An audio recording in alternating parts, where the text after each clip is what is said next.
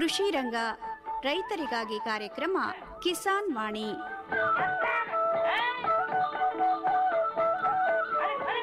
ಈ ಕಾರ್ಯಕ್ರಮದ ಪ್ರಾಯೋಜಕರು ಭಾರತ ಸರ್ಕಾರದ ಕೃಷಿ ಹಾಗೂ ರೈತರ ಕಲ್ಯಾಣ ಮಂತ್ರಾಲಯ.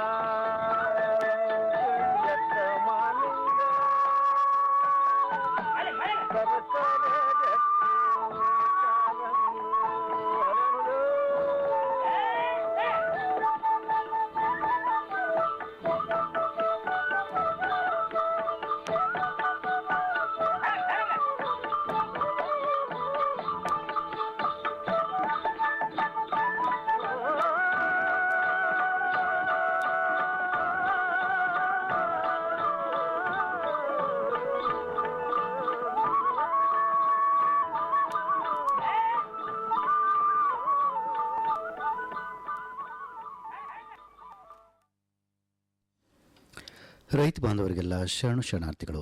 ಇಂದಿನ ಕೃಷಿ ರಂಗ ರೈತರಿಗಾಗಿ ಕಾರ್ಯಕ್ರಮ ಕಿಸಾನ್ ವಾಣಿಯಲ್ಲಿ ತೊಗರಿ ಬೆಳೆಯಲ್ಲಿ ಅಧಿಕ ಇಳುವರಿಗಾಗಿ ಅನುಸರಿಸಬೇಕಾದ ಬೇಸಾಯ ಕ್ರಮಗಳ ಕುರಿತು ಡಾಕ್ಟರ್ ಆನಂದ್ ಅವರೊಂದಿಗೆ ಸಂದರ್ಶನ ಕೇಳುವಿರಿ. ಮೊದಲಿಗೆ ಕೆಲವು ಪ್ರಕಟಣೆಗಳು.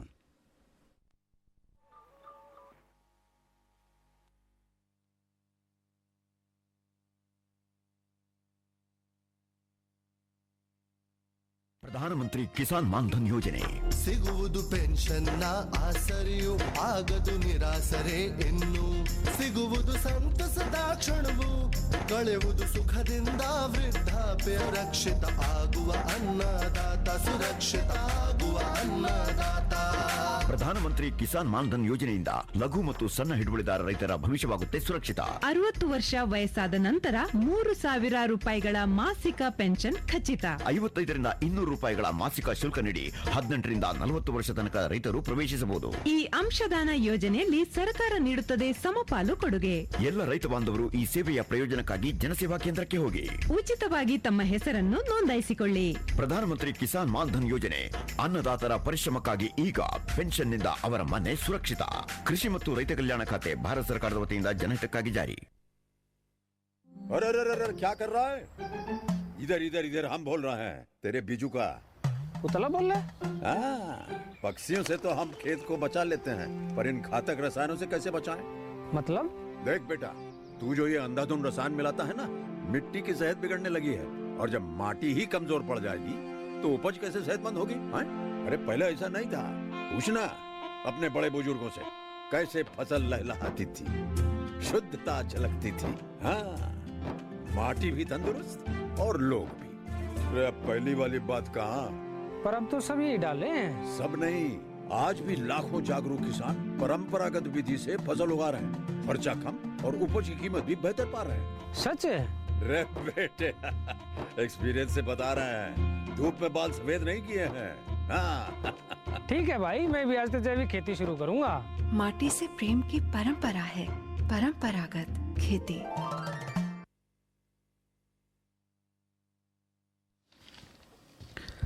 ಈಗ ಕೇಳಿ ತೊಗರಿ ಬೆಳೆಯಲ್ಲಿ ಅಧಿಕ ಇಳುವರಿಗಾಗಿ ಅನುಸರಿಸಬೇಕಾದ ಬೇಸಾಯ ಕ್ರಮಗಳ ಕುರಿತು ಡಾಕ್ಟರ್ ಆನಂದ್ ಅವರೊಡನೆ ಸಂದರ್ಶನ. ರೈತ ಬಾಂಧವರಿಗೆ ನಮಸ್ಕಾರ.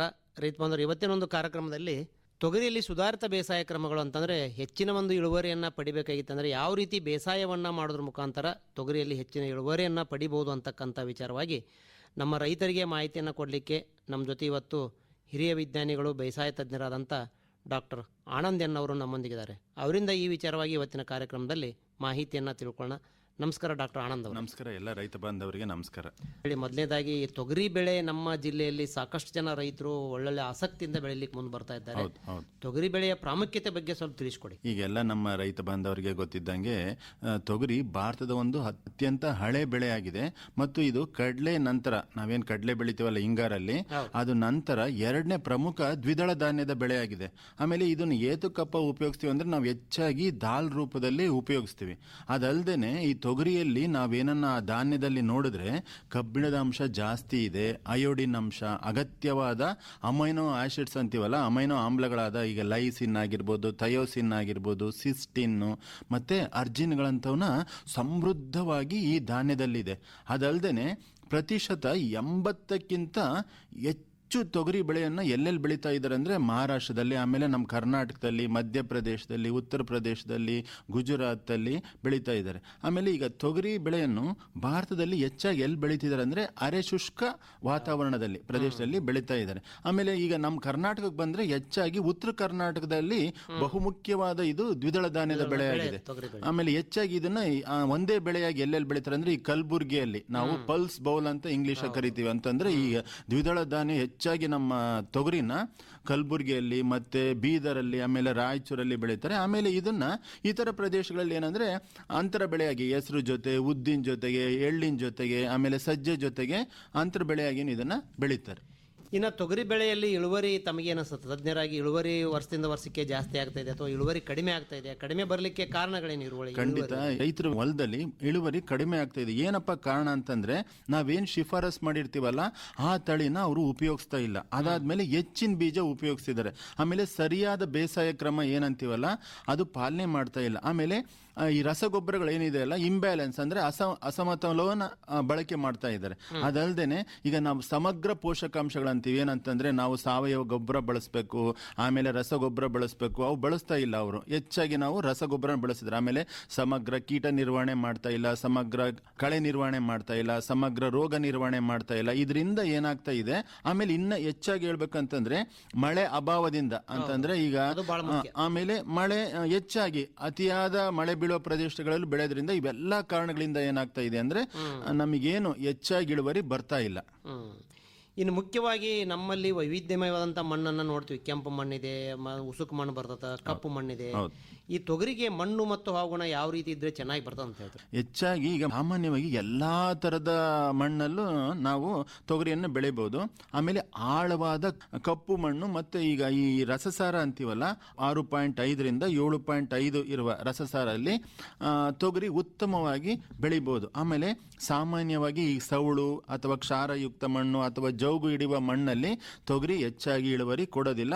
ಅಂತ ಪ್ರದೇಶದಲ್ಲಿ ನಾವು ಬೆಳೆದೇ ಇರೋದು ಬಹಳ ಸೂಕ್ತ. ಆಮೇಲೆ ಈಗ ಹವಾಗುಣ ಅಂತ ನೋಡಿದ್ರೆ ನಾವು ಈಗ ಇದು ಎಲ್ಲಾ ಹವಾಮಾನಕ್ಕೆ ಹೊಂದಿಕೊಳ್ಳುವ ಶಕ್ತಿ ಇದೆ. ಆಮೇಲೆ ಹೆಚ್ಚಾಗಿ ಈಗ ಸುಮಾರು 700ರಿಂದ 1000 ಮಿಲಿಮೀಟರ್ ಮಳೆ ಎಲ್ಲೆಲ್ಲಿ ಬೀಳುತ್ತಲ್ಲ ಒಂದು ವರ್ಷದಲ್ಲಿ, ಆ ಪ್ರದೇಶದಲ್ಲಿ ಇದನ್ನ ಯಶಸ್ವಿಯಾಗಿ ನಾವು ಬೆಳಿಬಹುದು. ಇನ್ನ ಮುಖ್ಯವಾಗಿ ತೊಗರಿಯಲ್ಲಿ ತಾವು ಹೇಳಿದಂಗೆ ಒಳ್ಳೆ ತಳಿಗಳನ್ನ ಆಯ್ಕೆ ನಮ್ಮ ರೈತರು ಮಾಡ್ತಲ್ಲ ಅಂತಕ್ಕಂಥ ವಿಚಾರವನ್ನು ಹೇಳಿದ್ರಿ. ತೊಗರಿಯಲ್ಲಿ ಲಭ್ಯವಿರತಕ್ಕಂಥ ತಳಿಗಳ ಬಗ್ಗೆ ತಿಳಿಸ್ತೀರಿ? ಖಂಡಿತ ತಿಳಿಸ್ತೀನಿ. ನಮ್ಮ ಕೃಷಿ ವಿಜ್ಞಾನಗಳ ವಿಶ್ವವಿದ್ಯಾಲಯದಲ್ಲಿ ಈಗ ಆಲ್ರೆಡಿ ಎಲ್ಲ ಮಾರಾಟ ಮಾಡ್ತಾ ಇದ್ದಾರೆ. ಒಂದು TS3R ಅಂತ ಒಂದು ತಳಿ ಇದೆ. ಅದ್ರದ್ದು ಏನಪ್ಪಾ ಮುಖ್ಯ ವಿಶೇಷತೆ ಏನಪ್ಪಾ ಅಂತಂದ್ರೆ ಇದು ನೆಟೆ ರೋಗಕ್ಕೆ ನಿರೋಧಕ ಶಕ್ತಿ ಹೊಂದಿದೆ. ಆಮೇಲೆ ಇದು ಮಧ್ಯಮವಾದ ಆಳವಾದ ಕಪ್ಪು ಭೂಮಿಗೆ ಇದು ಸೂಕ್ತವಾದ ತಳಿಯಾಗಿದೆ. ಆಮೇಲೆ ಇದ್ರದ್ದು ಏನಪ್ಪಾ ನಾವು ಹೆಂಗೆ ನೋಡ್ಬೋದು ಅಂತಂದ್ರೆ ಈ ಹೂವಿನ ದಳಗಳ ಮೇಲೆ ನೇರಳೆ ಬಣ್ಣ ಇರುತ್ತೆ. ಸೊ ಅದನ್ನ ನಾವು ನೋಡ್ಬೋದು. ಇದ್ರದ್ದು ಅವಧಿ ಎಷ್ಟಪ್ಪ ಅಂತಂದ್ರೆ 155ರಿಂದ 155 ದಿನ ಇದರದ್ದು ಕಾಲಾವಧಿ ಇದೆ. ಆಮೇಲೆ ಇದು ಗುಲ್ಯಾಳ ಲೋಕಲ್ ತಳಿಗೆ ಪರ್ಯಾಯ ತಳಿಯಾಗಿದೆ. ಇದಾಯ್ತು. ಅದಾದ ತಕ್ಷಣ ಇನ್ನೊಂದು ಯಾವ್ದಪ್ಪ ಅಂತಂದ್ರೆ GRG 811. ಇದ್ರದ್ದು ಕಾಲಾವಧಿ ಎಷ್ಟಪ್ಪ ಅಂತಂದ್ರೆ 160ರಿಂದ 165 ದಿನ. ಇದು ಯಾವ್ಯಾವ ಮಣ್ಣಿಗೆ ಸೂಕ್ತ ಆಗ್ತಾವಂತಂದ್ರೆ ಆಳವಾದ ಕಪ್ಪು ಭೂಮಿಗೆ ಇದು ಸೂಕ್ತವಾದ ತಳಿ. ಆಮೇಲೆ ನೆಟೆ ಮತ್ತು ಗೊಡ್ಡು ರೋಗಕ್ಕೆ ಇದು ತಡೆದಿಟ್ಟುಕೊಳ್ಳುವ ಶಕ್ತಿ ಹೊಂದಿದೆ. ಅದಲ್ಲದೆ ಇನ್ನ ಒಂದು ತಳಿ ಯಾವ್ದಪ್ಪ ಅಂತಂದ್ರೆ GRG 152. GRG ಅಂತಂದ್ರೆ GRG ಅಂತಂದ್ರೆ ಈಗ ನಾವು ಗುಲ್ಬರ್ಗ, G ಅಂದ್ರೆ ಗುಲ್ಬರ್ಗ, ರೆಡ್ ಗ್ರಾಮ್ ನಾವು ಇಂಗ್ಲಿಷ್ ಅಲ್ಲಿ ತೊಗರಿಗೆ ರೆಡ್ ಗ್ರಾಮ್ ಅಂತೀವಲ್ಲ 152 ಅಂತ. ಇದು 160ರಿಂದ 155 ದಿನದ ಅಂತರಕ್ಕೆ ಮಾಗುತ್ತೆ.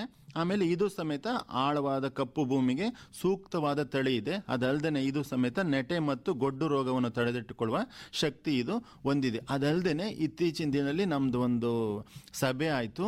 ಈಗ ಮುಂದಿನ ದಿನಗಳಲ್ಲಿ ಇನ್ನೂ ಒಂದು ತಳಿನ ಬಿಡುಗಡೆ ಮಾಡ್ತಾ ಇದ್ದಾರೆ. ನಮ್ಮ ಕಲಬುರ್ಗಿಯಲ್ಲಿ ಕೃಷಿ ಸಂಶೋಧನಾ ಕೇಂದ್ರದಲ್ಲಿ ತೊಗರಿ ವಿಭಾಗ ಅಂತ ಇದೆ. ಸೊ ಅಲ್ಲಿ ಅವರು ವಿಜ್ಞಾನಿಗಳು ಈಗ ಆಲ್ರೆಡಿ ಬಿಡುಗಡೆ ಮಾಡಿದ್ದಾರೆ. ಇನ್ನು ಹೆಚ್ಚು ಬೀಜೋತ್ಪಾದನೆ ಮಾಡಿಬಿಟ್ಟು ಮುಂದಿನ ದಿನಗಳಲ್ಲಿ ಇನ್ನೊಂದು ನ್ಯಾಮ್ 28 ಅಂತ ಒಂದು ತಳಿಯನ್ನು ಸಮೇತ ಅದು ಬಿಡುಗಡೆ ಮಾಡ್ತಾ ಇದ್ದಾರೆ. ಅದು ಮುಂದಿನ ವರ್ಷದಲ್ಲಿ ಲಭ್ಯ ಆಗುತ್ತೆ. ನಮ್ಮ ನ್ಯಾಮ್ 28 ಅಂತ ಅದನ್ನ ಈಗ ಅವರಿಗೆ ರೈತರಿಗೆ ಕನ್ಫ್ಯೂಷನ್ ಆಗುತ್ತೆ ಅಂತ ಅದು ಬೇರೆ ಒಂದು ಹೆಸರು ಕೊಡ್ತಾರೆ. ಈಗ ಹೆಂಗೆ ಗುಲ್ಬರ್ಗ ಅಂತ ಇದೆಯಲ್ಲ ಅದೇ ತರ ಗುಲ್ಬರ್ಗ ತೊಗರಿ ತಳಿ ಅಂತ ಒಂದು ನಾಮಕರಣ ಮಾಡಿಬಿಟ್ಟು ಅದು ನೆಕ್ಸ್ಟ್ ಅಂದ್ರೆ ಮುಂದಿನ ವರ್ಷಕ್ಕೆ ಬಿಡುಗಡೆ ಮಾಡ್ತಾ ಇದೆ. ಅಂದ್ರೆ ಅದ್ರದ್ದು ಮುಖ್ಯವಾಗಿ ಏನಂತಂದ್ರೆ ಅಲ್ಪಾವಧಿ ಅಂತಂದ್ರೆ ಬೇಗ ಮಾಗುವಂತ ತಳಿನ ಅದು ವಿಜ್ಞಾನಿಗಳು ಬಿಡುಗಡೆ ಮಾಡ್ತಾ ಇದ್ರು. ಮುಂದಿನ ವರ್ಷ ಅದು ಸಿಗುತ್ತೆ. ಇನ್ನ ಬಿತ್ತನೆ ಮಾಡುವಂತ ರೈತರಿಗೆ ತಾವು ಬೀಜ ಪ್ರಮಾಣ ಮತ್ತು ಬೀಜೋಪಚಾರದ ಬಗ್ಗೆ ಏನ್ ತಿಳಿಸ್ತೀರಿ? ಏನು ಒಂದು ಬಿತ್ತನೆ ಪೂರ್ವದಲ್ಲಿ ಸಿದ್ಧತೆಯನ್ನು ಮಾಡ್ಕೋಬೇಕು ಬೀಜಕ್ಕೆ ಸಂಬಂಧಪಟ್ಟ? ಖಂಡಿತ ತಿಳಿಸ್ತೀನಿ.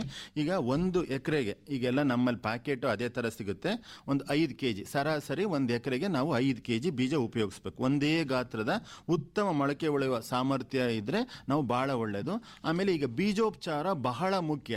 ರೈತರು ಇದನ್ನ ಪಾಲಿಸಬೇಕು. ಏನಪ್ಪ ಮಾಡಬೇಕಪ್ಪ ಅಂತಂದ್ರೆ ನಾವು ಬಿತ್ತನೆ ಮುಂಚೆಗೆ ಪ್ರತಿ kg ಬೀಜಕ್ಕೆ ನಾವು 2% ಸುಣ್ಣದ ಕ್ಲೋರೈಡ್ ದ್ರಾವಣದಲ್ಲಿ ಅಂತಂದ್ರೆ ಹೆಂಗಪ್ಪ ಅದನ್ನ ನಾವು ತಯಾರು ಮಾಡ್ಕೊಬೇಕು ಅಂದ್ರೆ ಪ್ರತಿ ಗ್ರಾಮ್ ಬೀಜಕ್ಕೆ 20 ಗ್ರಾಮ್ ಸುಣ್ಣದ ಕ್ಲೋರೈಡ್ ಪ್ರತಿ ಲೀಟರ್ ನೀರಿಗೆ 1 ಗಂಟೆ ಕಾಲ ನೆನೆಸಿಡಬೇಕು.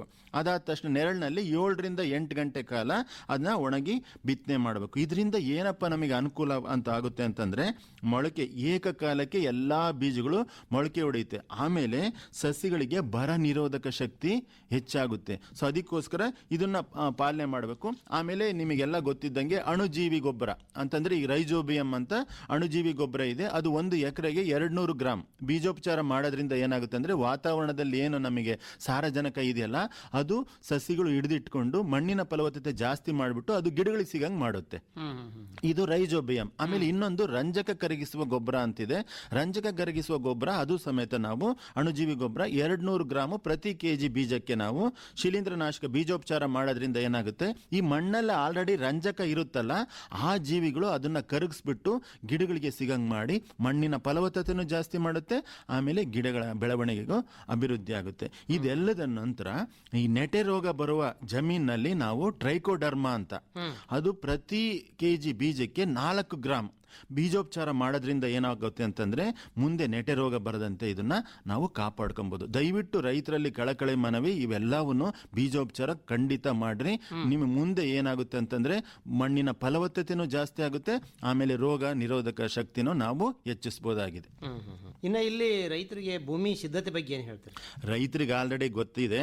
ಅದ್ರದ್ದು ಏನಪ್ಪಾ ಅಂತಂದ್ರೆ ಬಿತ್ತನೆ ಮುಂಚೆ ಅವ್ರು ಏನ್ ಮಾಡ್ತಾರೆ ಒಂದ್ಸಲ ಆಳವಾಗಿ ಬಿತ್ತನೆ ಮಾಡ್ಬಿಟ್ಟು ಆಮೇಲೆ ಏನ್ ಮಾಡ್ತಾರೆ 2-3 ಸಲ ಹರಗ್ ಬಿಟ್ರೆ ಅವ್ರಿಗೆ ಕಳೆ ಬಾರದಂತೆ ನೋಡ್ಕೊಳ್ಳೋದು ಬಹಳ ಮುಖ್ಯ. ಭೂಮಿ ಏನಪ್ಪಾ ಅಂದ್ರೆ ಸಮತಟ್ಟವಾಗಿದ್ದು ನೀರು ಎಲ್ಲೂ ನಿಲ್ತ್ಕೊಳ್ಳಿಲ್ದಂಗೆ ನೋಡ್ಕೊಂಡ್ಬಿಟ್ರೆ ಸಾಕಾಗಿದೆ.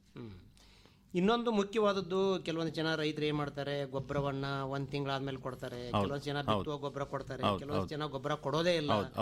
ಆಮೇಲೆ ಏನೇನೋ ಟಾನಿಕ್ ಸಿಗ್ತಾವನ್ರಿ ಸಿಂಪರಣೆ ಮಾಡ್ತೀವಿ ಅಂತ ಹೇಳ್ತಾರೆ. ತಾವು ತಜ್ಞರಾಗಿ ಏನ್ ಹೇಳ್ತೀರಿ ಭೂಮಿ ಈ ರಸಗೊಬ್ಬರ ಒಂದು ಬಳಕೆ ಬಗ್ಗೆ ತೊಗರಿಯಲ್ಲಿ? ಖಂಡಿತ. ಈಗ ಎಲ್ಲೆಲ್ಲಿ ನಮಗೆ ಸಾವಯವ ಗೊಬ್ಬರ ಸಿಗುತ್ತಲ್ಲ, ಈ ಕೊಟ್ಟಿಗೆ ಗೊಬ್ಬರ ತಿಪ್ಪೆ ಗೊಬ್ಬರ ಅಂತೀವಲ್ಲ, ಅವು ಬಿತ್ತುವುದಕ್ಕಿಂತ ಮುಂಚೆ 2-3 ವಾರ ಮುಂಚೆ ನಾವು ಪ್ರತಿ ಎಕರೆಗೆ 1-2.5 ಟನ್ ನಾವೇನನ್ನ ನಾವು ಭೂಮಿಗೆ ಸೇರಿಸಿದ್ರೆ ಇದು ಬಹಳ ಒಳ್ಳೆಯದು. ಏನಾಗುತ್ತೆ ಅಂತಂದ್ರೆ ಇದ್ರ ಮಣ್ಣಿನ ರಚನೆಗೆ ನಮಗೆ ಸಹಕಾರಿಯಾಗುತ್ತೆ. ಅದಲ್ದೇನೆ ಏನಾಗುತ್ತೆ ಈಗೇನು ನಾವು ನೀರು ಬೀಳುತ್ತಲ್ಲ ನೀರನ್ನ ಹಿಡಿದಿಟ್ಕೊಳ್ಳೋ ಸಾಮರ್ಥ್ಯ ಮಣ್ಣಿನಲ್ಲಿ ಜಾಸ್ತಿ ಆಗ್ತಾ ಹೋಗುತ್ತೆ. ಅದಲ್ಲದೆ ಏನಾಗುತ್ತೆ ಈಗ ಮಣ್ಣಿನಲ್ಲಿ ಸಾಕಷ್ಟು ಜೀವಿಗಳಿರ್ತಾವಲ್ಲ ಅವನ ಸಂಖ್ಯೆ ವೃದ್ಧಿ ಆಗುತ್ತೆ. ಇದರಿಂದ ಏನಾಗುತ್ತೆ ನಮಗೆ ಮಣ್ಣಿನಲ್ಲಿ ಏನು ಫಲವತ್ತತೆ ಜಾಸ್ತಿ ಆಗ್ತಾ ಹೋಗುತ್ತೆ. ಆಮೇಲೆ ಈಗ ರಸಗೊಬ್ಬರ ಇತ್ತೀಚಿನ ದಿನಗಳಲ್ಲಿ ರಸಗೊಬ್ಬರನು ಬಳಸ್ತಾ ಇದ್ದಾರೆ. 1 ಎಕರೆ ತೊಗರಿಗೆ, ಯಾಕೆಂದ್ರೆ ತೊಗರಿನ ದ್ವಿದಳ ಧಾನ್ಯದ ಬೆಳೆ ಆಗಿರೋದ್ರಿಂದ ಸಾರಜನಕ ಕಡಿಮೆ ಬೇಕಾಗಿರುತ್ತೆ. ಎಷ್ಟಪ್ಪ ಅಂತಂದ್ರೆ 1 ಎಕರೆಗೆ 10 kg ಸಾರಜನಕ, ಆಮೇಲೆ 20 ರಿಂದ 25 kg ರಂಜಕ ಬೇಕು. ಅದಲ್ದೇನೆ ಗಂಧಕ 1 8 kg ಬೇಕಾಗುತ್ತೆ. ಆಮೇಲೆ ಇತ್ತೀಚಿನ ದಿನಗಳಲ್ಲಿ ಏನಾಗಿದೆ ನಮ್ಮ ಸೂಕ್ಷ್ಮ ಪೋಷಕಾಂಶಗಳ ಲಭ್ಯತೆ ಕಡಿಮೆ ಆಗ್ತಾ ಇದೆ ಮಣ್ಣಿನಲ್ಲಿ. ಅದಕ್ಕೋಸ್ಕರ ನಾವೇನ್ ಮಾಡ್ಬೇಕಪ್ಪ ಅಂತಂದ್ರೆ ಈ 6 kg ಸತುವಿನ ಸಲ್ಫೇಟ್ ನ ಸಮೇತ ನಾವು ಏನ್ ಮಾಡ್ಬೇಕಪ್ಪ ಅಂದ್ರೆ ಈ ಕೊಟ್ಟಿಗೆ ಗೊಬ್ಬರದ ಜೊತೆಗೆ ನಾವು 30 ದಿನ ಆದ್ಮೇಲೆ ನಾವು ಸಾಲಲ್ಲಿ ಹಾಕೊಂಡೋದ್ರು ಸಾಕು. ಇವೆಲ್ಲ ಸಾರಜನಕ, ರಂಜಕ ಮತ್ತೆ ಗಂಧಕ ನಾವೇನ್ ಮಾಡ್ಬೇಕು ಬಿತ್ತನೆ ಸಮಯದಲ್ಲೇ ನಾವು ಮಣ್ಣಿನಲ್ಲಿ ಸೇರಿಸಿದ್ರೆ ಬಹಳ ಒಳ್ಳೆಯದು. ಆಮೇಲೆ ಈಗ ಮುಖ್ಯವಾಗಿ ರಸಗೊಬ್ಬರಗಳನ್ನ ಕೊಡ್ತಕ್ಕಂಥದ್ದು, ಬಿತ್ತುವಾಗ ಪೂರ್ತಿ ರಸಗೊಬ್ಬರ ಇದಕ್ಕೆ ಏನು ತಾವು ಹೇಳಿದ್ರಲ್ಲ ರೆಕಮೆಂಡೇಶನ್, ಬಿತ್ತುವಾಗ ಕೊಡ್ಬೇಕಂತೀರಾ?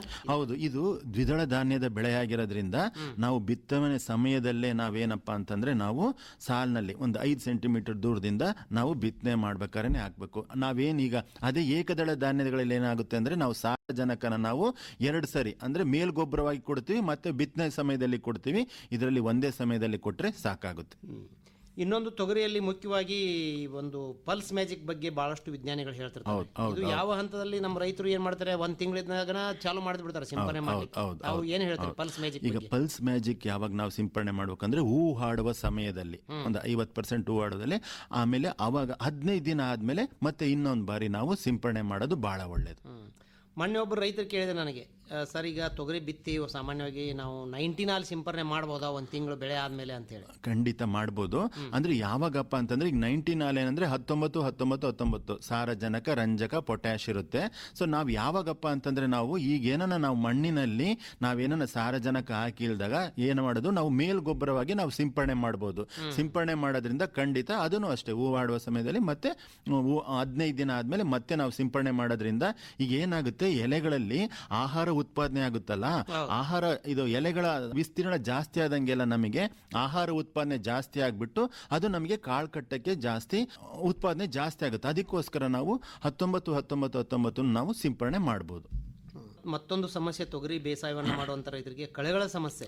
ಈಗ ಬಿತ್ತಿದ ತಕ್ಷಣ ಜಗ್ಗಿ ಕಳೆಗಳು ಬಂದ್ಬಿಡ್ತಾವೆ. ಇಲ್ಲಿ ಏನ್ ಹೇಳ್ತಿರ್ತಾವೆ ತಜ್ಞರಿಗೆ, ಯಾವ ರೀತಿ ನಿರ್ವಹಣೆ ಮಾಡಬೇಕು? ಖಂಡಿತ. ಸೊ ಎಲ್ಲೆಲ್ಲಿ ಸಾಧ್ಯ ಇದೆಯೋ ಅಲ್ಲಿ ನಾವು ಏನಂತೀವಿ ಇಂಟರ್ ಕಲ್ಟಿವೇಶನ್ ಅಂತೀವಲ್ಲ, ಸೊ ನಾವು ಎಡೆಕುಂಟೆ ಹೊಡೆಯೋದು ಅದನ್ನ 15 ದಿನಕ್ಕೊಂದ್ಸರಿ ನಾವು 2 ರಿಂದ 3 ಬಾರಿ ಮಾಡೋದು ಬಹಳ ಒಳ್ಳೆಯದು.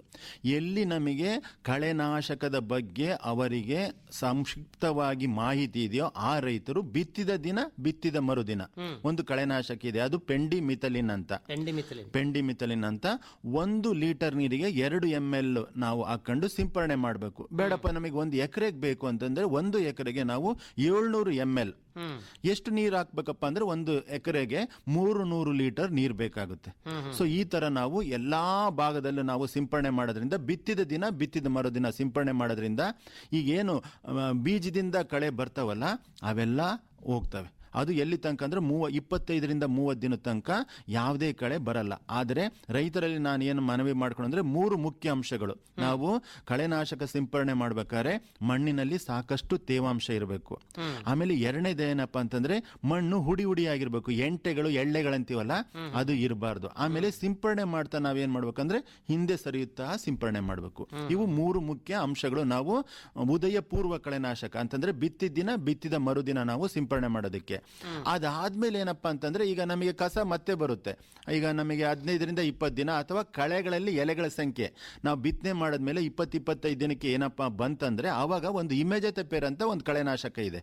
ಅದು ಉದಯೋತ್ತರ ಕಳೆನಾಶಕ ಅಂದ್ರೆ ಕಸನೂ ಬಂದಿರುತ್ತೆ ಬೆಳೆನೂ ಬಂದಿರುತ್ತೆ. ಅವಾಗ ನಾವು ಸಿಂಪರಣೆ ಮಾಡೋದು ಅದು 1 ಎಕರೆಗೆ ನಾವು 400 ml ಅಥವಾ 1 ಲೀಟರ್ ನೀರಿಗೆ ನಾವು 1.5 ರಿಂದ 2 ml ನಾವು ಹಾಕೊಂಡು ಸಿಂಪರಣೆ ಮಾಡೋದ್ರಿಂದ ಅವಾಗ ಏನಾಗುತ್ತೆ, ಈಗ ಅಗಲ ಎಲೆ ಅವೆಲ್ಲ ನಾವು ಇದನ್ನ ನಾವು ಕಡಿಮೆ ಮಾಡಬಹುದು. ಆಮೇಲೆ ನಿಮಗೆ ಗೊತ್ತು, ನಾವು 45 ರಿಂದ 50 ದಿನಕ್ಕೆ ನಾವು ಇನ್ನೊಂದ್ಸರಿ ನಾವು ಎಡೆಕುಂಟೆ ಹೊಡೆದ್ಬಿಟ್ಟು ಬೋಧೆ ಇರಿಸ್ತೀವಿ. ಹಂಗ್ ಮಾಡೋದ್ರಿಂದ ನಾವು ಕಳೆ ನಾವು ನಿರ್ವಹಣೆ ಮಾಡಬಹುದು. ಈ ತೊಗರಿ ಬೆಳೆ 160 ರಿಂದ 180 ದಿನ ಬೆಳೆ ಅಲ್ಲ. ಯಾವುದೇ ಒಂದು ಬೆಳೆಯಲ್ಲಿ ಸಂದಿಗ್ಧ ಪರಿಸ್ಥಿತಿ ಅಂತಾರಲ್ಲ, 1ನೇ 3 ಭಾಗ ಅಂತಂದ್ರೆ ಈಗ ತೊಗರಿ ಬೆಳೆ 180 ದಿನ ಅಂದ್ರೆ ನಾವು 60 ದಿನದ ತನಕ ನಾವು ಕಳೆ ನಿರ್ವಹಣೆ ಮಾಡೋದು ಬಹಳ ಒಳ್ಳೇದು. ಈಗ ಇಮೇಜತೆಪರ ಹೇಳಿರ್ತಾವೆ ಸಿಂಪರಣೆ ಅದು ಬೆಳೆಗೆ ಏನು ಹಾನಿ ಮಾಡೋದಿಲ್ಲ? ಇಲ್ಲ ಖಂಡಿತ. ಈಗ ಯಾವುದೇ ಒಂದು ಕಳೆನಾಶಕ ನಾವು ಸಿಂಪರಣೆ ಮಾಡಿದಾಗ ಈಗ ಅವನ್ನ ನಾವೇನ್ ಮಾಡ್ತೀವಿ ಅಂತಂತಂದ್ರೆ ಮೊದ್ಲೇ ಎಲ್ಲಾ ಸಂಶೋಧನೆ ಮಾಡ್ಬಿಟ್ಟು ಅದೇ ಬೆಳೆಗೆ ಅದೇ ಪ್ರಮಾಣದಲ್ಲಿ ನಾವು ಯಾವಾಗ ಹೇಳಿರ್ತೀವೋ ಅದು ಸಿಂಪರಣೆ ಮಾಡೋದ್ರಿಂದ ಖಂಡಿತ ಆ ಬೆಳೆಗೆ ಏನೂ ಆಗೋದಿಲ್ಲ. ಆಮೇಲೆ ರೈತರು ದಯವಿಟ್ಟು ಪಾಲಿಸ್ಬೇಕಂದ್ರೆ ಅವ್ರು ಏನ್ ಕೊಟ್ಟಿರ್ತಾರಲ್ಲ ಆ ಬಾಟಲ್ ಮೇಲೆ ಅದನ್ನ, ಆಮೇಲೆ ಅದ್ರೊಳಗೆ ಒಂದು ಚೀಟಿ ಇರುತ್ತೆ ಅದನ್ನ ಓದ್ಬೇಕು. ಆಮೇಲೆ ಸದರಿ ಬೆಳೆಗಳು, ಈಗ ನಾವು ತೊಗರಿ ಬೆಳೆದ ಮೇಲೆ ಇಮೆಜತೆಪೇರ್ ಹಾಕಿದ್ರೆ ಸದರಿ ಬೆಳೆ ಯಾವ್ದನ್ನ ನಾವು ಹಾಕ್ಬೋದಾ ಅಂತ ಅದು ನೋಡ್ಕೊಂಡು ಮಾಡಬೇಕು. ನೀವು ಹೇಳಿದ್ದು ಬಹಳ ಒಳ್ಳೇದು. ಯಾಕಂದ್ರೆ ಸ್ವಲ್ಪ ಕಳೆನಾಶಗಳು ಏನಾಗಿರ್ತವೆ ಅಂದ್ರೆ ನಾವು ಇಂದಿನ ಬೆಳೆಗೆ ನಾವು ಏನನ್ನ ಸಿಂಪರಣೆ ಮಾಡಿದಾಗ ಮುಂದಿನ ಬೆಳೆದು ಮೊಳಕೆ ಕಡಿಮೆ ಆಗ್ತಾ ಹೋಗುತ್ತೆ. ಅದಕ್ಕೆ ರೈತರು ಅದನ್ನೆಲ್ಲ ಗಮನದಲ್ಲಿ ಇಟ್ಕೊಂಡು ಕಳೆನಾಶಕದ ಬಗ್ಗೆ ಸರಿಯಾದ ಮಾಹಿತಿ ಇದ್ರೆ ಮಾತ್ರ ನೀವು ಕಳೆನಾಶಕ ಉಪಯೋಗಿಸಿ. ಇಲ್ಲ ಅಂತಂದ್ರೆ ನಿಮ್ದೇನು ಎಡೆಕುಂಟೆ ಹೊಡೆಯೋದು, ಕೈ ಕಳೆ ತೆಗೆಯೋದಲ್ಲ, ಅದರಿಂದನೂ ಮಾಡ್ಬೋದು. ಈಗ ಮುಖ್ಯವಾದದ್ದು ಸಮಸ್ಯೆ ಕಳೆ ಸಮಸ್ಯೆನ. ಈಗ ರೈತರು ಏನ್ ಮಾಡ್ತಾರೆ, 50 ಎಕರೆ 60 ಎಕರೆ ತೊಗರಿ ಹಾಕಿರ್ತಾರೆ. ತೊಗರಿ ಒಳ್ಳೆ ಮಳೆ ಆತಪ್ಪ ಅಂದ್ರೆ ತೊಗರಿ ನಾಟಿ ಬರ್ತದೆ, ಅದ್ರ ಜೊತೆ ಕಸನು ಬಂದ್ಬಿಡ್ತವೆ. ಖಂಡಿತ ಅಲ್ಲಿ ದೊಡ್ಡ ಸಮಸ್ಯೆ ಆಗ್ಬಿಡುತ್ತೆ. ಅಂತ ಸಂದರ್ಭದಲ್ಲಿ ತಾವು ಹೇಳಿದಂತ ಕಳೆನಾಶಕ ಇಮಾಜೆತಪೇರ್ ಸಿಂಪರಣೆನ ಮಾಡಬಹುದು. 1 ಲೀಟರ್ ನೀರಿಗೆ 2 ಲೀಟರ್. ಹೌದು. ಅದು ಉದಯೋತ್ತರ ಕಳೆನಾಶಕ. ಉದಯ ಪೂರ್ವ ಅಂತಂದ್ರೆ ಬಿತ್ತಿದ ದಿನ ಬಿತ್ತಿದ ಅದು ಪೆಂಡಿಮಿಥಲಿನ್ ಅಂತ. ಇಲ್ಲಿ ಅಂತರ್ ಬೇಸಾಯ ಆಯ್ತು. ಮುಖ್ಯವಾಗಿ ತಾವು ನೀರಾವರಿ ಆಶ್ರಯದಲ್ಲಿ ಬೆಳೆಯುವಂತ ರೈತರಿಗೆ ನೀರಾವರಿ ಮಾಡ್ಬೇಕಂತೀರಾ ಕಡ್ಡಾಯವಾಗಿ ತೊಗರಿಗೆ, ಅಥವಾ ಮಳೆ ಮೇಲೆ ಬಂದ್ಬಿಡತ್ತೇವೆ ಬೆಳೆ ತೊಗರಿ ಬೆಳೆ? ಹೌದೌದು, ಖಂಡಿತವಾಗಿ. ಸೊ ಎಲ್ಲೆಲ್ಲಿ ಸಾಧ್ಯ ಇದೆಯಲ್ಲ ಅಲ್ಲಿ ನಾವು ಏನ್ ಮಾಡ್ಬೇಕಂತ ಅಂದ್ರೆ ಒಳ್ಳೆಯ ಬೀಜ ಮೊಳಕೆಯಾಗಲು ಬಿತ್ತನೆಯಾದ ಕೂಡಲೇ ನಾವು ತೆಳುವಾಗಿ ನೀರು ಹಾಯಿಸ್ಬೇಕು. ಅದಾದ್ಮೇಲೆ ನಂತರ ಹೂ ಬಿಡುವಾಗ ಮತ್ತೆ ಹವಾಮಾನಕ್ಕೆ ಅನುಗುಣವಾಗಿ ನಾವು ಬೆಳೆಗೆ ತಪ್ಪದೆ ನೀರು ಕೊಡಬೇಕು. ಬೆಳೆ ಆದ್ರಿಂದ ನಾವೇಂದ್ರೆ 2 ರಿಂದ 3 ಬಾರಿ. ಈಗ ಹೆಚ್ಚಾಗಿ ನಾನು ಅವಾಗಲೇ ಹೇಳ್ದಂಗೆ ಹರೆ ಶುಷ್ಕ ವಾತಾವರಣದಲ್ಲೇ ನಾವು ತೊಗರಿ ಬೆಳಿತೀವಿ. ಸೊ ಅದಕ್ಕೋಸ್ಕರ ನಾವು ಎಲ್ಲೆಲ್ಲಿ ನಮಗೆ ಸಾಧ್ಯವಾಗಿದೆಯೋ ನಾವೇನಂತಂದ್ರೆ ಈಗ ಫಾರಂ ಪಾಂಡ್ ಅಂತೀವಲ್ಲ, ಕೃಷಿ ಹೊಂಡ, ಅಲ್ಲಿ ನಾವು ನೀರು ಶೇಖರಣೆ ಮಾಡಿದಾಗ ನಾವು ಇದನ್ನ ಸಿಂಪರಣೆ ಏನಂದ್ರೆ ನೀರು ಹಾಯಿಸಬಹುದು. ಅಂದ್ರೆ ಸಾಮಾನ್ಯವಾಗಿ ಮಳೆ ಮೇಲೆ ತೊಗರಿ ಬೆಳೆ ಜಾಸ್ತಿ ಬೆಳಿತಿರ್ತಾರೆ, ನೀರಾವರಿ ಅನುಕೂಲತೆ ಇದ್ದರೆ ಕೊಟ್ಟರು ಒಳ್ಳೆ. ಹೌದು, 2 ರಿಂದ 3 ಬಾರಿ ನಾವು ನೀರು ಹಾಯಿಸೋದು ಬಹಳ ಒಳ್ಳೇದು. ಹೂ ಬಿಡುವಾಗ ಮತ್ತೆ ಕಾಯಿ ಕಟ್ಟುವಾಗ ಕೊಡೋದು ಬಹಳ ಒಳ್ಳೇದು. ಮತ್ತೊಂದು ರೈತರು ಕೇಳ್ತಿರ್ತಾರೆ, ಕುಡಿ ಚಿವುಟುವುದರಿಂದ ಉಪಯೋಗ ಏನು, ಯಾವ ಹಂತದಲ್ಲಿ ಕುಡಿ ಚಿವುಟಬೇಕು, ಹೇಗೆ ಚಿವುಟಬೇಕು, ಕುಡಿ ತೊಗರಿಯಲ್ಲಿ ಎಷ್ಟು ಸಾರಿ ಚೂಟಬೇಕಾಗತ್ತೆ, ಇವೆಲ್ಲ ಪ್ರಶ್ನೆಗಳು ಬರ್ತವೆ. ಹೌದೌದು, ಖಂಡಿತ ತಿಳಿಸ್ತೀನಿ. ತೊಗರಿ ಬಿತ್ತನೆ ಮಾಡಿದ 50 ದಿನಗಳ ನಂತರ ನಾವು ಈಗೇನು ಕುಡಿ ಇರುತ್ತಲ್ಲ, ಮೇಲಿನ ಕುಡಿ, ಅದು 5 ರಿಂದ 6 ಸೆಂಟಿಮೀಟರ್ ನಾವು ಕುಡಿ ಚಿವುಟೋದ್ರಿಂದ ಏನಪ್ಪ ಆಗುತ್ತೆ ಅಂದ್ರೆ ಎತ್ತರ ಬೆಳೆಯೋದು ಕಡಿಮೆ ಆಗ್ಬಿಟ್ಟು ಕವಲುಗಳು ಜಾಸ್ತಿ ಆಗ್ತಾ ಹೋಗುತ್ತೆ. ಈ ಕವಲುಗಳು ಜಾಸ್ತಿ ಆಗೋದ್ರಿಂದ ಏನಾಗುತ್ತೆ, ಕಾಯಿಗಳ ಸಂಖ್ಯೆ ಜಾಸ್ತಿ ಆಗುತ್ತೆ. ಸೊ ನಾವು ಅದರಿಂದ ಇಳುವರಿನ ಜಾಸ್ತಿ ಪಡಿಬಹುದಾಗಿದೆ. ಅಂದ್ರೆ ತಾವು ಹೇಳಿದಂಗೆ ಒಂದು ಸಾರಿ ಮಾತ್ರ ಚೂಟಬೇಕು. ಹೌದೌದು, ಒಂದೇ ಸಾರಿ ಮಾಡ್ಬೇಕು, ಮತ್ತೆ 2 ಬಾರಿ ಮಾಡಂಗಿಲ್ಲ. ಇದರಲ್ಲಿ ಏನಾದ್ರು ಕೂಲಿ ಆಳುಗಳದವ, ಇದೇನಾದ್ರು ಮಷಿನರಿ ಸಿಗ್ತಾವ? ಮೆಷಿನ್ ನಮ್ಮ ಕೃಷಿ ಸಂಶೋಧನಾ ಕೇಂದ್ರ ಕಲಬುರ್ಗಿಯಿಂದ ಅವ್ರು ಏನ್ ಮಾಡಿದ್ರೆ ಒಂದು ಬ್ಲೇಡ್ ಇಂದ ಇದನ್ನ ಅದು ಬ್ಯಾಟ್ರಿ ಚಾಲಿತ ಒಂದು ಮೆಷಿನ್ ತಯಾರು ಮಾಡಿದರೆ. ಅವರು ಅದನ್ನ ಸಾಲಲ್ಲಿ ಇಟ್ಕೊಂಡು ಹೋಗ್ಬಿಟ್ರೆ ಅದು ಮೇಲಿಂದು 5 ರಿಂದ 6 ಸೆಂಟಿಮೀಟರ್ ಸ್ವಲ್ಪ ಹಿಂಗ್ ಇಟ್ಕೊಂಡ್ರೆ ಅದು ಕಟ್ ಮಾಡ್ಕೊಂತ ಹೋಗುತ್ತೆ. ಅದನ್ನು ಮಾಡಬಹುದು. ನಮ್ಮಲ್ಲಿ ಈಗ ಕೃಷಿ ವಿಜ್ಞಾನ ಕೇಂದ್ರ ಕಲಬುರ್ಗಿಯಲ್ಲಿ ರಾಜು ತೆಗ್ಗೆಳ್ಳಿ ಸರ್ ಅಂತ ಇದ್ದಾರೆ, ಅವರಲ್ಲಿ ವಿಚಾರಣೆ ಮಾಡಿದ್ರೆ ಖಂಡಿತ ಅವು ಮೆಷಿನ್ ಎಲ್ಲಿ ಸಿಗುತ್ತೆ ಅಂತ ಅವ್ರು ಮಾಹಿತಿ ಕೊಡ್ತಾರೆ. ಅಂದ್ರೆ ಕುಡಿ ಚಿವುಟೋದ್ರಿಂದ ಉಪಯೋಗ ಅಂತಂದ್ರೆ ಜಾಸ್ತಿ ಕೊಲ್ಲೆಗಳು ಬರ್ತಾವ, ಕವಲುಗಳು ಜಾಸ್ತಿ ಆಗ್ಬಿಟ್ಟು ಕಾಯಿ ಸಂಖ್ಯೆ ಜಾಸ್ತಿ ಆಗುತ್ತೆ, ಇಳುವರಿ ಜಾಸ್ತಿ ಆಗ್ತಾ ಹೋಗುತ್ತೆ. ಇನ್ನ ಮತ್ತೊಂದು ಇಡೀ ತೊಗರಿ ಬೆಳೆ ಬೆಳೆದಿರ್ತಾರೆ. ಇಲ್ಲಿ ತಾವು ತಜ್ಞರಾಗಿ ಏನ್ ಹೇಳ್ತಾರೆ, ಮಿಶ್ರ ಬೆಳೆ ಅಥವಾ ಅಂತರ್ ಬೆಳೆಯನ್ನ ಪದ್ಧತಿಗಳು ಏನ್ ಬರ್ತವೆ ತೊಗರಿ ಜೊತೆ? ತೊಗರಿ ಜೊತೆ ಖಂಡಿತವಾಗಿ ಈಗ ನಾನು ಆಗ್ಲೇ ಹೇಳ್ದಂಗೆ ಸಜ್ಜೆ ಮತ್ತೆ ತೊಗರಿ, ಸಜ್ಜೆ 2 ಸಾಲು, ತೊಗರಿ 1 ಸಾಲು, ಎಳ್ಳು 2 ಸಾಲು, ತೊಗರಿ 1 ಸಾಲು, ಆಮೇಲೆ ಹೆಸರು ಮತ್ತೆ ಉದ್ದು 3 ಸಾಲು ಹೆಸರು ಅಥವಾ 3 ಸಾಲು ಉದ್ದು, 1 ಸಾಲು ತೊಗರಿ. ಆಮೇಲೆ ಈಗ ಸೋಯಾವರೆ, ಇತ್ತೀಚೆಗೆ ಸೋಯಾವರೆ ಎಲ್ಲ ಅದು 2 ಸಾಲು ಸೋಯಾವರೆ, 1 ಸಾಲು ತೊಗರಿ ಮಾಡ್ತಾರೆ. ಯೂಶಲಿ ನಾವು ಏಕ ಬೆಳೆಯಾಗಿ ಬೆಳೆದ್ರೆ ನಾವೇನ್ ಮಾಡ್ತೀವಿ, 90 ಸೆಂಟಿಮೀಟರ್ ಅಂದ್ರೆ 3 ಅಡಿ ಸಾಲಿಂದ ಸಾಲಿಗೆ, ಗಿಡದಿಂದ ಗಿಡಕ್ಕೆ ನಾವು 30 ಸೆಂಟಿಮೀಟರ್ 1 ಅಡಿ ಮಾಡ್ತೀವಿ. ಅದ್ರ ಮಧ್ಯೆ ಏನಾಗುತ್ತೆ, ಈಗ 90 ಸೆಂಟಿಮೀಟರ್ ಮಧ್ಯೆ 2 ಸಾಲು ನಾವು ಹೆಸರು ಅಥವಾ ಉದ್ದು, ಎಳ್ಳು ಅಥವಾ ಸಜ್ಜೆ ನಾವು ಬಿತ್ತನೆ ಮಾಡ್ಕೋಬಹುದು. ಇದರಿಂದನೂ ಲಾಭ ಆಗತ್ತೆ, ಜೊತೆಗೆ ಬೇಗ ಬಂದ್ಬಿಡ್ತವೆ ಬೆಳೆಗಳು. ಹೌದು. ಇನ್ನು ವಿಶೇಷವಾಗಿ ಒಳ್ಳೆ ರೀತಿಯಿಂದ ತೊಗರಿಯನ್ನ ಬೇಸಾಯ ಮಾಡಿದ್ದಾದ್ರೆ ಇಳುವರಿ ಎಷ್ಟೆಷ್ಟು ಬರುತ್ತೆ? ತಾವು ತಜ್ಞರಾಗಿ ಇಳುವರಿ ಎಷ್ಟು ಬಂದ್ರೆ ರೈತರಿಗೆ ಅದು ಆರ್ಥಿಕವಾಗಿ ಲಾಭ ಅಂತ ಹೇಳ್ತಿರ್ತಾವೆ? ನಾವು ಒಳ್ಳೆ ರೈತರು ನೋಡಿದ್ರೆ ಸುಮಾರು 6-7 ಕ್ವಿಂಟಲ್ ಪರ್ ಎಕರೆಗೆ ಬೆಳೀತಾ ಇದ್ದಾರೆ. ಬಟ್ ನಾವು ಸರಾಸರಿ ನೋಡಿದ್ರೆ 4 ರಿಂದ 5 ಕ್ವಿಂಟಲ್ 1 ಎಕರೆಗೆ ಬರುತ್ತೆ ಒಣ ಬೇಸಾಯದಲ್ಲಿ. ಹೌದು. ತಮ್ಮ ಕೊನೆಯದಾಗಿ ರೈತರಿಗೆ ಏನು ಒಂದು ತೊಗರಿ, ಯಾಕಂದ್ರೆ ಪ್ರತಿ ವರ್ಷನೂ ಒಳ್ಳೆ ಮುಂಗಾರು ಬಂದಾಗ ರೈತರು ಸಾಮಾನ್ಯವಾಗಿ ತೊಗರಿ ಒಳ್ಳೆ ರೇಟ್ ಇರುತ್ತೆ. ಆಮೇಲೆ ತೊಗರಿ ಇನ್ನೊಂದು ಅಂತಂದ್ರೆ ಬಹಳ ಈಸಿ ಕ್ರಾಪ್ ಆಗಿದೆ ರೈತರಿಗೆ, ಎಲ್ಲ ಮಷಿನರಿ ಮುಖಾಂತರ ಕೆಲಸಗಳಾಗ್ತವೆ. ಹಿಂಗಾಗಿ ರೈತರು ತೊಗರಿಗೆ ಜಾಸ್ತಿ ಹೋಗ್ತಾ ಇದ್ದಾರೆ. ಅವರಿಗೆ ನಿಮ್ಮ ಕಿವಿ ಮಾತೇನು? ಖಂಡಿತ ತಿಳಿಸ್ತೀನಿ. ಈಗ ಎಲ್ಲೆಲ್ಲಿ ಮಳೆಯಾಗುತ್ತಲ್ಲ, ಮಳೆಯಾದ ನಂತರ ಹೊಲ ಸುತ್ತ ಸುತ್ತಲ್ಲಿ ಏನಿರುತ್ತಲ್ಲ ಆ ಕಸ, ಹೂ ಕಸ, ಗೆಜ್ಜೆ ಕಸ, ಅವನ್ನೆಲ್ಲ ಮತ್ತಿತರ ಕಸಗಳನ್ನ ತೆಗಿಬೇಕು. ಯಾಕಪ್ಪ ಅಂತಂದ್ರೆ ಅವೇನಾಗುತ್ತೆ ಆಲ್ಟರ್ನೇಟ್ ಹೋಸ್ಟ್ ಅಂತಾರೆ. ಅಂದ್ರೆ ಈಗ ರೋಗಾಣುಗಳು, ಕೀಟಗಳು ಎಲ್ಲ ಅಲ್ಲಿರ್ತವೆ. ಅವು ನಮ್ಮ ತೊಗರಿ ಯಾವಾಗ ಬರುತ್ತಲ್ಲ ಅವು ಅಲ್ಲಿಂದ ಅಲ್ಲಿಗೆ ಶಿಫ್ಟ್ ಆಗ್ತವೆ. ಸೊ ಅದಕ್ಕೋಸ್ಕರ ಅವುಗಳೆಲ್ಲ ನಿರ್ಮೂಲನೆ ಮಾಡಬೇಕು. ಆಮೇಲೆ ಈ ಕೀಟನಾಶಕ ಸಿಂಪರಣೆ ಮಾಡ್ಬೇಕಾದ್ರೆ ರೈತರಲ್ಲಿ ನಾನು ಕಳಕಳೆಯ ಮನವಿ ಏನ್ ಮಾಡ್ತೀನಿ ಅಂತಂದ್ರೆ ಸುರಕ್ಷಿತ ಕವಚಗಳನ್ನ ಬಳಸಬೇಕು ಅಂತಂದ್ರೆ ಅವರು, ಯಾಕಂದ್ರೆ ಅವೆಲ್ಲ ವಿಷ ವಸ್ತುಗಳಲ್ಲ, ಅದಕ್ಕೋಸ್ಕರ ಸುರಕ್ಷಿತ ಕವಚಗಳನ್ನ ಬಳಸಬೇಕು. ಆಮೇಲೆ ಈ ಮೋಡ ಕವಿದ ವಾತಾವರಣ ಇದ್ದಾಗ ಅವಾಗೆಲ್ಲ ನಾವು ಕಳೆನಾಶಕ ಅವನ್ನೆಲ್ಲ ಸಿಂಪರಣೆ ಮಾಡಬಾರ್ದು. ಯಾಕಪ್ಪ ಅಂತಂದ್ರೆ ಅವೆಲ್ಲ ಒಂದೇ ಕಡೆ ಹೋಗ್ಬಿಟ್ಟು ಅದು ನಾವೇನು ಯೂಸ್ ಅಂದ್ರೆ ಉಪಯೋಗ ಮಾಡಿರ್ತೀವಲ್ಲ ಅದ್ರ ಉಪಯೋಗ ಆಗೋದಿಲ್ಲ. ಆಮೇಲೆ ಒಂದೇ ಸಾರಿ ಅಂದ್ರೆ ಈಗ ಕಳೆನಾಶಕ ಆಗ್ಲಿ, ಕೀಟನಾಶಕ ಆಗ್ಲಿ, ರೋಗನಾಶಕ ಆಗ್ಲಿ, ಪದೇ ಪದೇ ಅದೇ ಕಳೆನಾಶಕವನ್ನು, ಅದೇ ರೋಗನಾಶಕ, ಅದೇ ಕೀಟನಾಶಕವನ್ನು ನಾವು ಬಳಸ್ತಾನೆ ಇರಬಾರ್ದು. ಯಾಕಪ್ಪ ಅಂತಂದ್ರೆ ಅದಕ್ಕೆ ರೆಸಿಸ್ಟೆನ್ಸ್ ಬಂದ್ಬಿಡುತ್ತೆ. ಸೊ ಅಂದ್ರೆ ಅದು ಈವನ್ ನಾವು ಏನನ್ನ ಅದು ಸಿಂಪರಣೆ ಮಾಡಿದ್ರು ಸಮೇತ ಅದು ಕಳೆ ನಿರ್ವಹಣೆ ಆಗೋದಿಲ್ಲ. ಅದಕ್ಕೋಸ್ಕರ ನಾವು ಬದಲಾವಣೆ ಮಾಡ್ತಾ ಇರಬೇಕಾಗುತ್ತೆ. ಸೊ ಇವೆಲ್ಲ ಮಾಡೋದ್ರಿಂದ ನಾವು ತೊಗರಿಯಲ್ಲಿ ನಾವು ಆಧುನಿಕ ಕ್ರಮದಲ್ಲಿ ನಾವು ಬೆಳೆಯೋದ್ರಿಂದ ಖಂಡಿತ ನಾವು ಇಳುವರಿ, ನಾನೇನು ಅವಾಗಲೇ 5 ಕ್ವಿಂಟಲ್ ಅಂತ ಹೇಳಿದ್ನಲ್ಲ, 6 ಕ್ವಿಂಟಲ್, 7 ಕ್ವಿಂಟಲ್, ಸೊ ಹೆಚ್ಚಾಗಿ ರೈತರು ಒಳ್ಳೆ 7-8 ಕ್ವಿಂಟಲ್ ತನಕನೂ ಬೆಳೆದಿದ್ದು ನಾವು ನೋಡ್ಬೋದಾಗಿದೆ. ಬೆಳೆ ಬದಲಾವಣೆನೂ ಅಷ್ಟೇ ಮುಖ್ಯ. ಹೌದಾ, ಅದಂತೂ ಹಿಂದಿನ ವರ್ಷ ಸಿಡಿ ರೋಗ ಬಂದಿರುತ್ತೆ, ಮತ್ತೆ ಹಾಕಿದ್ರೆ ಸಮಸ್ಯೆ. ಹೌದು, ಹೆಚ್ಚಾಗಿ ಈಗ ನಮ್ಮ TS3R ಅಂತಂದಲ್ಲ, ಈ ಕಲಬುರ್ಗಿ ಭಾಗದಲ್ಲಿ ಬಹಳ ಬಹಳ ಅಂದ್ರೆ ಬಹಳ ಆಗಿದೆ. ಅದು ವಿವಿಧ ಕಾರಣಗಳು ಹೇಳ್ತಾ ಇದ್ದಾರೆ. ನೀವು ಹೇಳ್ದಂಗೆ ಅದು ಒಂದು ಅದೇ ಪ್ರದೇಶದಲ್ಲಿ ಅವ್ರು ಏನಂತಾರೆ, ಬೇರೆ ಬಿಟ್ಟು ನಾವು ತೊಗರಿ ಬಿಟ್ಟು ಬೆಳೆಯೋದೇ ಇಲ್ಲ ಅಂತ ಹೇಳ್ತೀವಿ, ಆಗೋದೇ ಇಲ್ಲ ಅಂತೀವಿ. ನಾವು ಅದಕ್ಕೆ ಅಡಾಪ್ಟ್ ಆಗ್ಬಿಟ್ಟಿದೀವಿ. ರೈತರು ಏನಾಗ ಒಂದು ವರ್ಷ ಬೇರೆ ಯಾವ್ದನ್ನ ಬೆಳೆದೆ, ಈಗ ಏಕದಳ ಜೋಳ ಯಾವ್ದನ್ನ ಬೆಳೆದ್ರೆ ಅವಾಗ ಏನಾಗುತ್ತೆ, ಸೂರ್ಯಪಾನ, ಅವಾಗ ಏನಾಗುತ್ತೆ ಅಲ್ಲಿ ಏನು ನಮ್ದು ರೋಗಾಣುಗಳು ಇರ್ತಾವಲ್ಲ ಅದ್ರ ಅಂಶ ಕಡಿಮೆ ಆಗ್ತಾ ಹೋಗುತ್ತೆ. ಹಂಗಾಗಿ ನೀವ್ ಹೇಳೋದು ಬಹಳ ಒಳ್ಳೆಯದು. ಸೊ ನಾವು ಏನಂತೀವಿ, ಬೆಳೆ ಬದಲಾವಣೆ ಮಾಡೋದು ಬಹಳ ಒಳ್ಳೆಯದು. ಒಳ್ಳೆಯದು. ಡಾಕ್ಟರ್ ಆನಂದ್ ಅವರೇ, ಇದುವರೆಗೂ ತೊಗರಿಯಲ್ಲಿ ಸುಧಾರಿತ ಬೇಸಾಯ ಕ್ರಮಗಳ ಬಗ್ಗೆ ಸಾಕಷ್ಟು ವಿಚಾರವನ್ನು ರೈತರಿಗೆ ತಿಳಿಸ್ಕೊಟ್ಟಿದ್ದೀರಿ. ರೈತರು ಚೆನ್ನಾಗಿ ಮಳೆ ಆತಪ್ಪ ಅಂತಂದರೆ ತೊಗರಿ ಬೇಸಾಯಕ್ಕೆ ಹೋಗೋದು ಸರ್ವೇ ಸಾಮಾನ್ಯ. ಮುಂಚಿತವಾಗಿ ತೊಗರಿಯನ್ನು ಬಿತ್ತಿ ಒಳ್ಳೆ ಇಳುವರಿಯನ್ನು ಪಡಲಿಕ್ಕೆ ಮುಂದೆ ಬರ್ತಾ ಇದ್ದಾರೆ ರೈತರು. 10 ಎಕರೆ, 20 ಎಕರೆ, 30 ಎಕರೆ, 50 ಎಕರೆ, 100 ಎಕರೆವರೆಗೆ ತೊಗರಿಯನ್ನು ಜಿಲ್ಲೆಯಲ್ಲಿ ಹಾಕುವಂಥ ರೈತರು ನಾವು ಕಾಣ್ತಾ ಇದ್ದೇವೆ. ರೈತರು ಸುಧಾರಿತ ಬೇಸಾಯ ಕ್ರಮಗಳನ್ನು ಅನುಸರಿಸಲಿ. ಏನಾದರೂ ವಿಶೇಷವಾದಂಥ ಮಾಹಿತಿ ಬೇಕಾಗಿತ್ತಂದ್ರೆ ನಿಮ್ಮ ಫೋನ್ ಸಂಖ್ಯೆನ ಕೊಡ್ತೀರಾ? ಖಂಡಿತ ತಿಳಿಸ್ತೀನಿ. ನನ್ನ ಫೋನ್ ಸಂಖ್ಯೆ 9731 593 733. ಹೌದು, ರೈತರು ಈ ಫೋನ್ ಸಂಖ್ಯೆಗೆ ಸಂಪರ್ಕವನ್ನು ಮಾಡಬಹುದು. ಒಳ್ಳೆಯದು. ಇದುವರೆಗೆ ಮಾಹಿತಿ ನೀಡಿದ್ದಕ್ಕೆ ನಮ್ಮ ಎಲ್ಲ ರೈತರ ಪರವಾಗಿ ತಮಗೆ ಧನ್ಯವಾದಗಳು ಸರ್. ನಮಸ್ಕಾರ. ಎಲ್ಲರಿಗೂ ನಮಸ್ಕಾರ. ರೈತ ಬಂದವರಿಗೆ ನಮಸ್ಕಾರ. ಇದುವರೆಗೆ ತೊಗರಿ ಬೆಳೆಯಲ್ಲಿ ಅಧಿಕ ಇಳುವರಿಗಾಗಿ ಅನುಸರಿಸಬೇಕಾದ ಬೇಸಾಯ ಕ್ರಮಗಳ ಕುರಿತು ಡಾಕ್ಟರ್ ಆನಂದ್ ಅವರೊಡನೆ ಸಂದರ್ಶನ ಕೇಳಿದಿರಿ. ಸಂದರ್ಶಿಸಿದವರು ಡಾಕ್ಟರ್ VG ಬಾವಲತ್ತಿ. ಈಗ ಕೇಳಿ ಪೇಟೆ ಧಾರಣೆ. ಕೃಷಿ ಉತ್ಪನ್ನ ಮಾರುಕಟ್ಟೆ